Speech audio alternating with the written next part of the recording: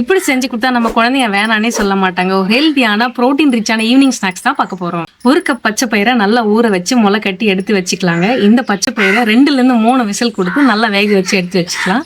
மிக்சியில கொரகொரப்பா அரைச்சி இது கூட ஒரு கப் துருவின தேங்காவும் 1/4 கப் பொடிச்ச வெல்லமும் சேர்த்து 1 ஸ்பூன் ஏலக்காய் பொடியை சேர்த்து நல்லா கலந்து சின்ன சின்ன உருண்டைகளா நம்ம உருட்டி வச்சுக்கலாம். 2 கப் இட்லி மாவை திக்கான கன்சிஸ்டன்சில எடுத்துக்கலாங்க. கொஞ்சமா உப்பும் மஞ்சள் தூளும் சேர்த்து கரைச்சி வச்சுக்கலாம். மீடியம் ஃப்ளேம்ல பனியார கல்லு சூடானதுக்கு அப்புறமா நம்ம நெய் சேர்த்துக்கலாம். நெய் தடவணும் அப்படின்னா வாசனையா இருக்குங்க, இல்லைன்னா எண்ணெய் தடவிக்கலாம். பனியார கல்லு பாதி அளவுக்கு மாவு ஊத்திட்டு அதுக்கு மேல இந்த சின்ன சின்ன உருண்டைகளை வச்சுக்கலாம். இன்னும் கொஞ்சம் மேல மாவு ஊத்திக்கலாம். 2 ல இருந்து 3 நிமிஷம் நம்ம வெயிட் பண்ணி திருப்பி திருப்பி விட்டோம்னா டேஸ்டியான புரோட்டீன் ரிச்சான குழந்தைங்களுக்கு பிடிச்ச ஒரு பச்சை பயிறு பணியாரம் ரெடி. இந்த ரெசிபியோட இன்கிரீடியன்ஸ் எங்க எவ்வளவு ஆட் பண்றோம்னு நீங்க தெரிஞ்சுக்கணும்னா என்ன ஃபாலோ பண்ணிட்டு ரெசிபின்னு கமெண்ட் பண்ணுங்க. நானே உங்களுக்கு சென்ட் பண்றேன்.